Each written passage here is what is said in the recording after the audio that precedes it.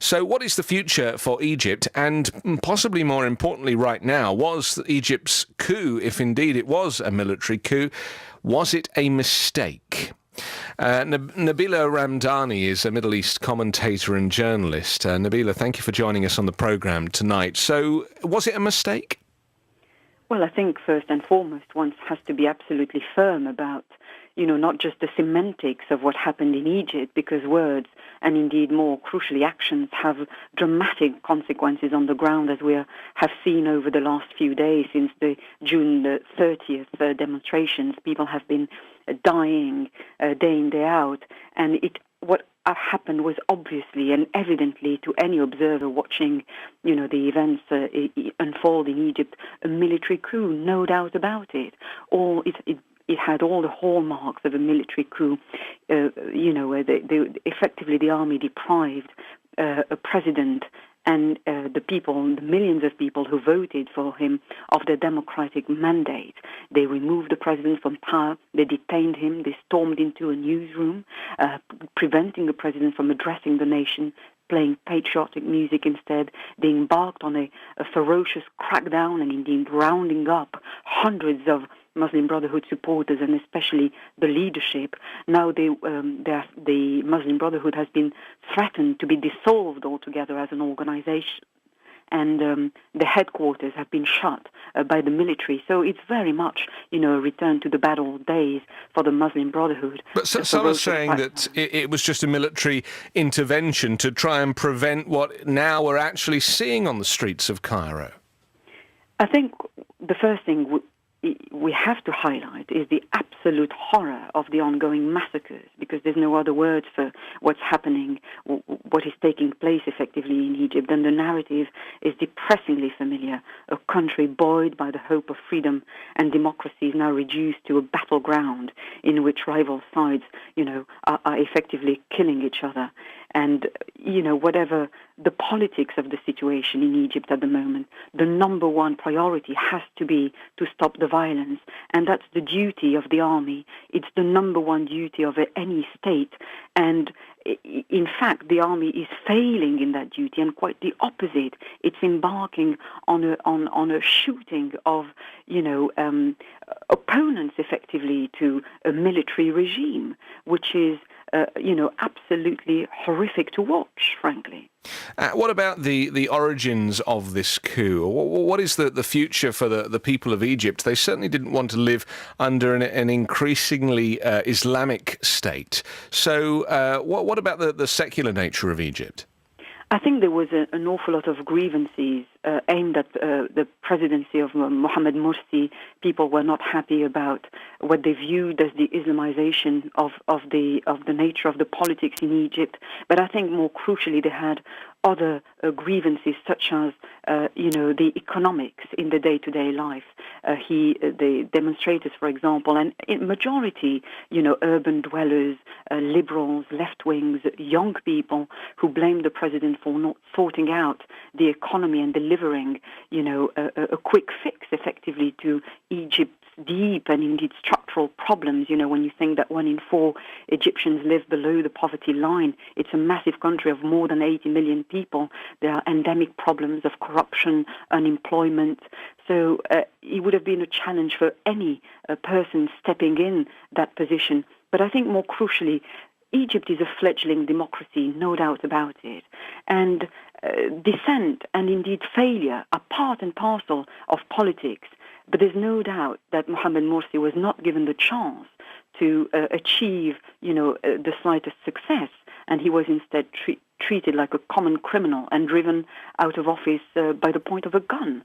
And this reflects perhaps the immature nature of this democracy, where knee-jerk reactions like that, come instead of perhaps more pragmatism to work within an imperfect system.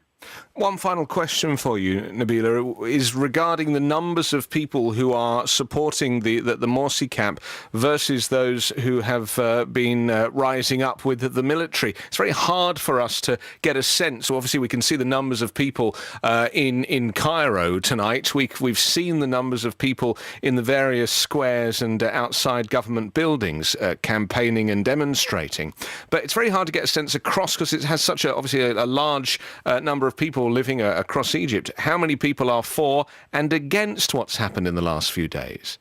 Well, in simple figures, what we know is that 13 million of people voted for President Morsi to be elected. Last weekend, it was said that 22 million people signed a petition to protest against his legacy, effectively. But what is for certain is we have a very polarized society, very entrenched camps, and you don't need to be a Democrat to appreciate that many of the millions who voted for the Muslim Brotherhood's political wing in free and fair elections last year will be furious that their mandate has now been taken away from them. But more, perhaps worrying, is that we have reports of Al-Qaeda-related organizations who have already, been battling it out in parts of the country, including the Sinai and the Suez area, embarking on revenge attacks for what has happened to what is in the end a Muslim organizations.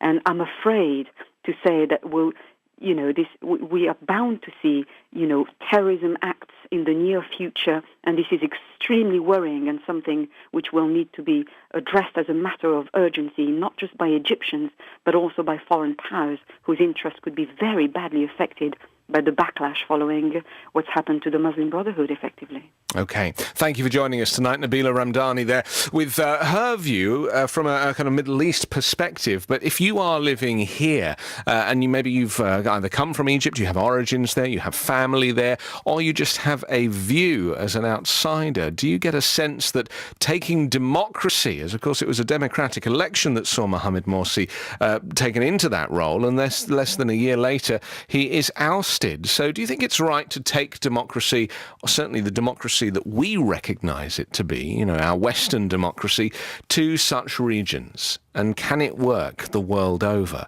0845 6060 973 is the number to call. Omar's in Dorking. Hello, Omar. Hello, good evening. Okay, I'm Egyptian, full Egyptian, and I will bless her. She said everything I was going to say, and I was going to say more. When the people vote Morsi to Egypt, all of us was more than happy to have him. But the problem, and it was very small number of people, the Egyptian people against Morsi, they didn't want Morsi to succeed.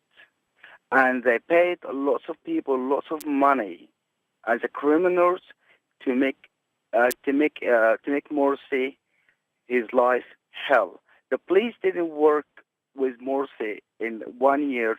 That year, they didn't work with Morsi. The army didn't work with Morsi, and some of the people didn't work with Morsi. And the Badara, someone called the Badara, was it? I don't know. So one of he used to be the secretary of the Union of Egyptian. I forgot his name. Also, he was against Morsi because he want to be the president of Egypt too. And three other people, it was the old regime people, and the Egyptian people didn't want him anyway. So what they make his life hell? Petrol, and I did say that before, the oil, they used to go bring the oil from A to B, and then in halfway, they used to throw the half of the tank in the street. The police used to see lots of crime, okay, and the police didn't act with about it. So you're saying that with the Morsi administration came an increasing amount of corruption, possibly? Yes, but Morsi had it. Yes, it did. Morsi had 31 years the country out of debt. We know that. Morsi, when Morsi had the country, was already out of debt when it was Mubarak regime. But anyway, Egyptian people, the whole lot of Egyptian people, is their fault they didn't work with Morsi. Doesn't matter who's going to take the chair or who's going to be the president. We should really work together, but we didn't. We take side. Also, Morsi made a big problem. He spoke about the foreign country like Syria, like Palestine and all that stuff didn't help him. So what happened? The American, the Bush, he said to the old regime, we don't want him because he's going to make lots of problems, and don't go there. I understand that. The concern now, though, is that the number of people that are actually being killed or seriously injured as a result of the fighting going on between the supporters of the Muslim Brotherhood and indeed the military is unprecedented. And in fact, even children, we are hearing, innocent children, not necessarily caught in the firing line, but actually shot at. It's being reported in some places. So surely this needs to come to a swift conclusion to prevent further loss of life, Omar. Yes, and I got the solution for that. The solution, Morsi have to come back again as a president. Okay, they have to work together. Okay, and says, okay, guys, give me more 3 years, or we have a new vote, or do something together. But do you really think that the military are prepared to work with Morsi and his band? Yes, but they don't want from the beginning. The army want work with Morsi. The old regime didn't want to work with Morsi from beginning. So they make that from the start to the end. Okay.